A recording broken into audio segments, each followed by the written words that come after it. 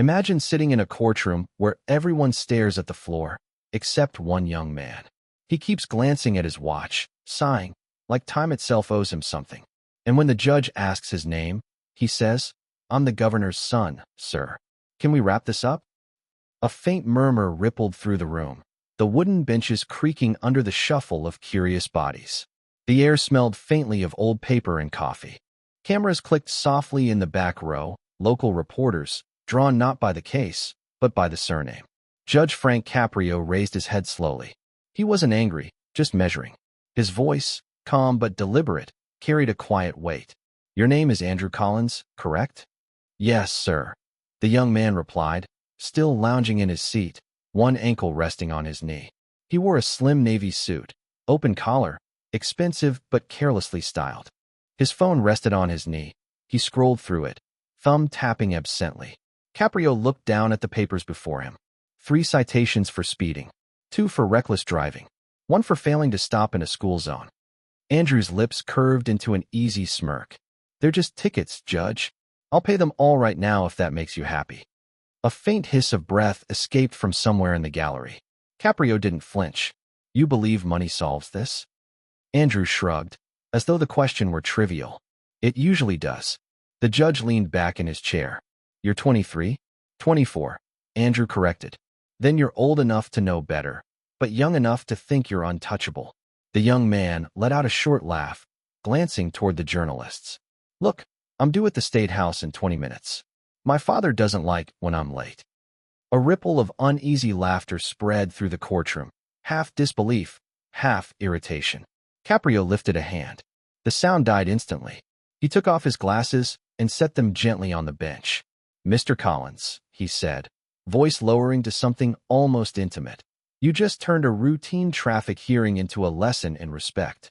For the first time, Andrew's expression faltered. Caprio continued, each word deliberate. "You see, in this room, no one is the governor's son. No one's time is worth more than anyone else's. And if you think otherwise, then today's not about traffic violations, it's about your education." The young man leaned back, arms crossed, trying to reclaim his cool. "Come on, Judge, don't make this dramatic. It's a few speeding tickets." Caprio's gaze hardened. "No, it's arrogance in a school zone. You were clocked doing 58 near Providence Elementary, while parents and children were crossing the street. You didn't just break a rule. You gambled with someone's life." The sound in the room shifted, so quiet now that the tick of a clock filled the air. Andrew's smile wavered. "Nothing happened. You're exaggerating." "Not yet," Caprio said softly. "And that's the only reason you're sitting here and not standing somewhere much worse." The judge folded his hands. "You said your father doesn't like when you're late. Well, I don't like when people forget that privilege doesn't buy decency. So today, you'll wait, for once in your life." Andrew frowned, confused. "Wait for what?" Caprio gave a small, knowing smile. "For the sound of your own conscience. It's quieter than your watch, but far more important." He gestured to the clerk. Record paused. The courtroom froze, as though even the air was listening. Then, in a tone that felt both gentle and final, Caprio said, "Time isn't yours to spend, Mr. Collins. It's what you owe to everyone you've ignored." The young man's hand drifted from his phone, and for the first time since he'd entered, Andrew Collins looked up, not at his watch, not at the crowd, but at the man who had just reminded him that some clocks measure more than minutes. "Where are you watching from? Let me know in the comments below, and don't forget to subscribe to this channel." "Tell me about yourself, Mr. Collins," Caprio said, not looking at the file. "No titles, no last names, just you." Andrew lifted a shoulder. "Nothing special. Private school. I help my father's campaign. I drive a lot, sometimes fast. I don't get in anyone's way." A few heads turned at that. The judge's hands rested loosely on the bench, his voice even. "You don't get in anyone's way," he repeated, as if testing the fit of the words. Andrew nodded, easy smile returning. "That's right." Caprio's gaze didn't leave him. "Do you remember the accident near Providence Elementary last spring?" A pause. A little girl. Crosswalk guard waving. Driver doing 50 in a 20. 3 seconds from green to red. 3 seconds, and a family's life folded in half. The room thinned to quiet. A throat cleared in the back. Someone's shoe scuffed the floor, then stopped. Andrew's jaw tightened. I'm not a killer, sir. You're stretching. A ripple of disapproval moved through the benches. The bailiff's glance swept the gallery. Silence returned. Caprio leaned forward a fraction, not unkind, not indulgent. We're not speaking of guilt, he said. We're speaking of gravity. You drove 58 past children. You didn't hit anyone. But what you call nothing is a distance measured in luck. The young man looked past the judge at the exit, then back at the screen of his phone before catching himself. He set it face down. My point, he said, lowering his voice, is that no harm was done. And my point, Caprio replied, softer still, is that harm doesn't need your permission. It arrives when speed meets flesh, when hurry outruns caution. The law exists to keep that meeting from happening. He let a breath sit in the room. One beat, two. You could hear the faint whir of the ceiling vent. When I was your age, Caprio added, I pushed a mop in a courthouse. Nobody knew my name. That's how I learned whose time matters, everyone's. He tapped the citations lightly. The parents at that crossing. The guard with the vest. The kid with the oversized backpack. Their minutes aren't cheaper than yours. Andrew's posture sagged a notch, composure fraying at the edges. You're making this personal. It already is, Caprio said. Every driver who forgets the world beyond their windshield makes it personal for someone else. Another pause, long enough for the room to breathe. Here's what I want from you, the judge continued.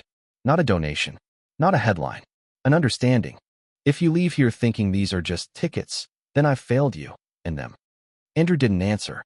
The confidence was still there, but it had less room to stand. He stared at his hands, then lifted his eyes and finally met the judge's. For the first time since he walked in, he looked like he was listening. The clerk returned, whispering something to Judge Caprio. A few more papers slid across the bench. Caprio's brow furrowed slightly as he scanned the sheets, his expression shifting from mild interest to quiet certainty. He looked up. Mr. Collins, he said, I see this isn't your first time. Andrew shifted in his seat. What do you mean? 3 prior citations, the judge replied evenly. All from last year. Excessive speed, failure to yield, 1 for running a stop sign. Yet none appear on your record now. The young man gave a light shrug. Must be a clerical error. Caprio's eyes didn't blink. Or influence. A soft murmur rippled through the courtroom. Andrew's jaw tightened, but he tried to keep his voice casual. My father knows people, sure. But this is small. I didn't ask for any favors. The judge leaned back, hands clasped. Did you refuse them? Andrew didn't answer. His silence told the story. Young man, Caprio said, the law isn't a family heirloom you get to polish when convenient. Andrew's gaze flicked toward the back doors, just for a second. Caprio noticed. Expecting someone?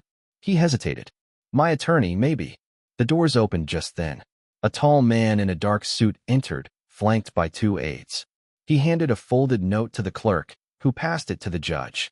Caprio unfolded the page slowly. His eyes skimmed it. 1 line, 2, and then he set it aside without a word. He looked straight at the newcomer. You're here on behalf of Governor Collins? The man cleared his throat.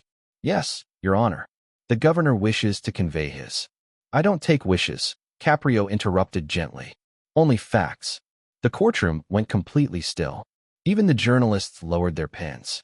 The man tried again. He merely asked that you consider the bigger picture.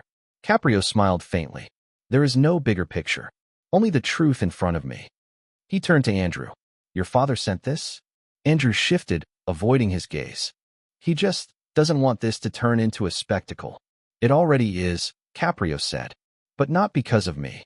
He set his glasses down, speaking now to everyone in the room. Privilege doesn't dissolve responsibility, it multiplies it. When the public sees a name, they expect an example. And when that name hides behind letters or lawyers, justice becomes theater. The tension in the air thickened. Andrew's confident facade cracked a little. Are you saying I'm guilty of being my father's son? I'm saying, Caprio replied quietly, that you've spent too long being someone else's reflection. And you've mistaken that for identity. The silence afterward was heavy. A cough, a chair creaking, small sounds that filled the pause. Finally, Caprio leaned forward again. Tell me something. When you ran that light near the school, what were you thinking about? Andrew hesitated, then said, honestly, my meeting. I was late. Late for what?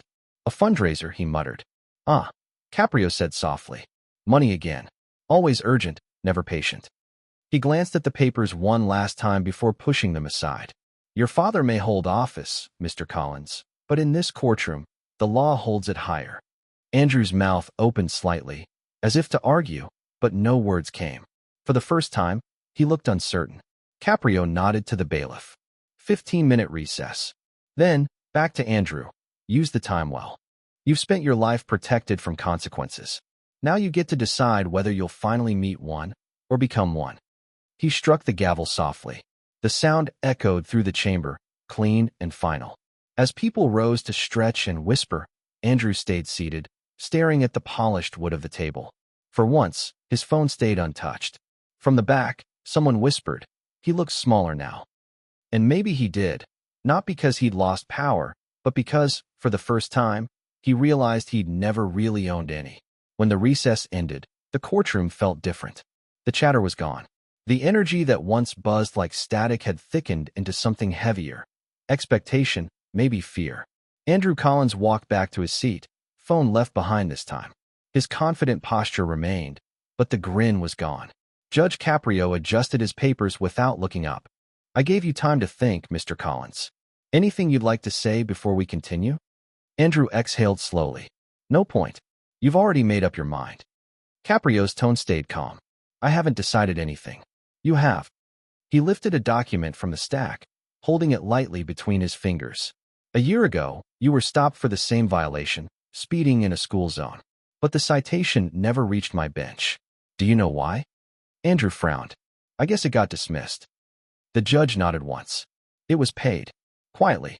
By the school principal. He didn't want your name in the papers. He said your father's office had enough trouble. A sharp murmur rippled through the gallery, then fell away. The silence that followed was almost physical. Andrew's jaw tightened. I didn't ask him to do that. Caprio leaned forward. But you didn't stop him either. The words landed with precision. The young man looked down, his throat moving as he swallowed. Mr. Collins, the judge continued. Every time someone cleans your mess, you lose a piece of yourself. Eventually, there's nothing left but a last name. He gestured to the clerk. Play the recording. From a small speaker came the crackle of an old phone line, followed by two voices, steady, familiar. Principal, he's just a kid, Governor. Let's not ruin his future over this. Governor, handle it quietly. He doesn't need another headline. Then silence. Caprio looked at Andrew. Seems someone's been protecting your future for quite some time. Andrew's breathing grew heavier. You think you understand what that's like? Everyone watching you, waiting for you to slip, just so they can say, the governor's kid finally failed. His voice broke mid-sentence. You don't know what it's like living in someone else's shadow. The words came out raw, unfiltered, anger mixed with exhaustion. The outburst startled even him. Caprio didn't move. His eyes softened. You're right, he said quietly.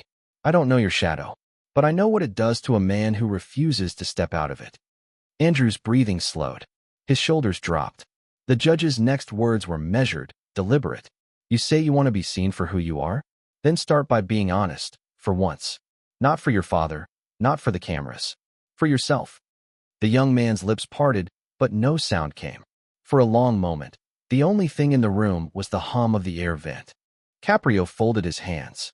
The truth isn't supposed to protect you, Mr. Collins. It's supposed to free you. Andrew looked up, eyes clearer, less defiant. Something inside him had shifted, not completely, but enough for the first crack to show. The judge gave a single nod. Good. Then let's see what you do with it. The gavel struck once, a low wooden heartbeat echoing through the quiet hall. The next morning, the courtroom filled again, earlier than usual.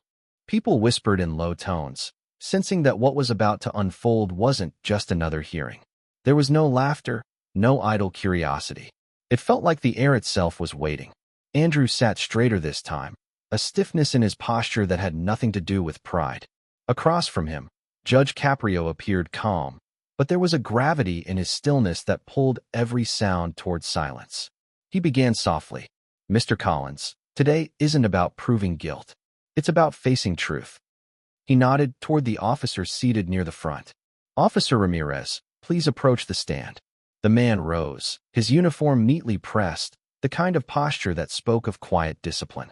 I stopped Mr. Collins last March, he said. He ran a red light by the elementary school. Nearly hit a woman pushing a stroller. A ripple moved through the courtroom. Andrew's hands clenched together. Ramirez continued. When I realized who he was, I radioed it in. Dispatch told me to issue a warning. I wanted to file the full report anyway, but it was reassigned before I could. Caprio's eyes flicked up. Reassigned? Yes, sir. Higher channels. The officer's voice faltered slightly. I didn't have a choice. The judge turned to Andrew. Is that true? The young man hesitated. Yes, but the woman wasn't hurt. Caprio's reply was almost a whisper. You just said that out loud. Do you hear yourself? Andrew froze. The silence pressed in on him like a weight. Then, from the back of the room, a soft voice broke the stillness. It was me. Every head turned. A woman stood, holding the hand of a small child. A girl, maybe 4 years old, wearing a pink jacket. Her face was pale, but her eyes steady. The bailiff moved to escort her, but Caprio gestured for him to stop. Please, ma'am. Come forward. She walked slowly, her shoes tapping against the tile like small metronome beats. Standing at the front, she looked directly at Andrew. You didn't hit us, she said quietly. But you didn't stop either. You looked right through us and kept driving. Her words cut through the air like glass breaking in slow motion. Andrew's lips parted, but nothing came. The woman turned slightly toward the judge. I'm not here for punishment. I came because I wanted him to see us. To remember that someone was in that crosswalk. The judge's voice, when it came, was calm and deliberate. Thank you, ma'am. She squeezed her daughter's hand. She still flinches when she hears tires screech. Caprio's expression didn't change, but the pause that followed felt eternal. He looked back to Andrew. You heard her. What do you want to say? Andrew's voice cracked. I don't know. That, Caprio said gently, is finally an honest answer. The young man lowered his head, whispering something no one could hear. The judge continued, his tone measured. Every courtroom has walls filled with echoes, excuses, half-truths, denials. But every now and then, someone speaks a word that stays. You just heard one of those words, Mr. Collins. Remember? He rose from his chair, the movement slow but commanding. You've been shielded from consequence your entire life. But a shield is only useful to someone under attack. What you've been hiding from is not danger, it's accountability. Andrew's eyes glistened, though he didn't wipe them. Caprio glanced toward the audience, then back to the defendant. Son of a governor or son of no one, it doesn't matter. Before the law, and before conscience, we stand equal. And today, I will not decide your punishment. Andrew looked up sharply. What do you mean? I mean, Caprio said, that the choice of who you become isn't mine to dictate. You've lived as if your last name were armor. Now you'll decide whether it becomes a burden instead. The woman with the child lingered near the aisle. Caprio nodded to her gently, as if to thank her for holding a mirror to the room. Turning back to Andrew, the judge spoke in a voice quiet enough to demand listening. Some lessons the law can't teach, but it can offer the space for them to begin. He sat again, folding his hands on the bench. I'll reserve judgment until tomorrow. Tonight, I want you to think about that crosswalk, not as a place you almost made a mistake, but as the line between the person you were and the person you might still become. The gavel struck once, firm, restrained, final. No one moved at first. Even the reporters stopped typing. Andrew's face had changed. No more defiance. Only the hollow look of someone realizing that the cost of privilege wasn't money, but meaning. As the crowd slowly filed out, Caprio remained seated, staring at the closed folder in front of him. His voice, barely audible to the clerk, carried the weight of decades behind the bench. It's strange, he said. The hardest thing about justice isn't punishment. It's patience. Outside, through the glass doors, Andrew paused at the top of the courthouse steps. For the first time in his life, no one was waiting to guide him down. The next day, the courtroom was quieter than anyone expected. No cameras, no whispers, just a few reporters pretending not to breathe. Judge Caprio entered with the same deliberate calm, though his eyes lingered on Andrew longer than before. The young man stood already waiting. Gone was the tailored jacket, the polish. He looked like someone who hadn't slept, yet for once he didn't seem to care how he appeared. Caprio settled behind the bench. Mr. Collins, he began, the law allows me to fine you $10,000, suspend your license, even recommend further action. but I don't believe that would teach you what you came here to learn. Andrew's voice was quiet, unsteady. Then what will? Caprio leaned forward. Perspective. A small murmur swept through the gallery. The judge continued. You will spend 1 week volunteering at Providence Elementary, the same crosswalk where you nearly changed a family's life. You'll help children cross safely. Every morning before school, every afternoon when the bell rings. Andrew blinked, as if he hadn't heard right. You want me standing out there in a vest, waving at traffic? Caprio's reply was gentle but precise. I want you to see what the world looks like at the pace you almost destroyed. And I want those children to see that even people who make mistakes can choose to stand for something better. A hush fell again. Then Andrew spoke, his old sarcasm flickering once, then dying out. You realize what that'll look like? The governor's son holding a stop sign? Humbling, Caprio said simply. Which is exactly the point. Andrew looked down. When he spoke again, his voice was stripped of its armor. All right, I'll do it. Not for me, the judge said. For the ones who still believe adults can keep them safe. He struck the gavel once, softer than before. Case adjourned. Days later, the morning air around Providence Elementary was sharp with autumn chill. Cars crawled past the school's front gate, their tires hissing on damp pavement.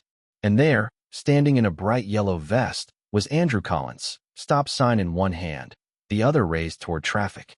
A whistle hung around his neck. Children waved as they crossed, some giggling when they recognized him from the news. One small boy stopped beside him, squinting. Hey, the kid said. Weren't you the guy who almost hit us? Andrew managed a faint, rueful smile. Yeah, he said. But now I'm the guy making sure no one else does. The boy nodded, as if that made perfect sense, then ran to join his classmates. For a moment, Andrew just stood there, watching the line of children disappear into the school doors. The morning sun caught the edges of his vest, and he closed his eyes, letting the warmth settle where the weight used to be. Later, in his chambers, Judge Caprio reflected quietly to the court recorder packing up nearby. You know, he said, half to himself, people think justice is about punishment. But the truth is simpler, it's about seeing. Seeing the other person. Seeing yourself. He paused, glancing toward the window, where the faint sound of a school bell echoed from a few streets away. Sometimes, he added, justice isn't a sentence. It's a second chance that someone finally chooses to take. He looked down at the folder on his desk, the name Collins written neatly across the top, and closed it for good. Outside, the crosswalk light changed to green. Children laughed. And somewhere beneath the noise of the city, the rhythm of one young man's redemption began, steady, small, and real.